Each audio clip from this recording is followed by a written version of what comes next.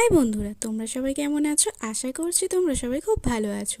আজ আমি চলে এসেছি পুজোর কেনাকাটা করতে। আগের বছর ধরতে গেলে মিডিল করে এই কসমো বাজারের ওপেনিং হয়েছে, আমি একবারও আসিনি, তাই ভাবলাম পুজোর কেনাকাটাটা এখান থেকে শুরু করে দিই।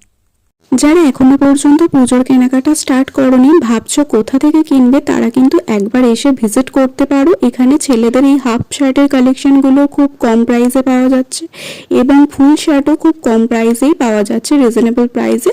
তারপর চলে এসেছিলাম শাড়ির কাউন্টারেতে। আমি এখানে দুটো কালারের শাড়ি পছন্দ করেছিলাম, তো সেকেন্ড কালারের শাড়িটাই আমার খুব বেশি ভালো লাগছিল, তাই আমি সেকেন্ড কালারের শাড়িটাই কিন্তু নিয়েছি। কেনাকাটা করে বেরোতে না বেরোতেই আমার পেয়ে গেছিলো প্রচণ্ড খিদে, চাই চলে এসেছিলাম মিষ্টির দোকানে। এখানে কিন্তু অনেক রকমের মিষ্টি রয়েছে, আর দেখলাম উল্টো দিকে কিন্তু গরম গরম সিঙ্গাড়া ভাজা হচ্ছে এবং তার সাথে দেখলাম রাধাবল্লভী আর রয়েছে আলুর দম, তাই দুজনে ট্রাই করলাম রাধাবল্লভী।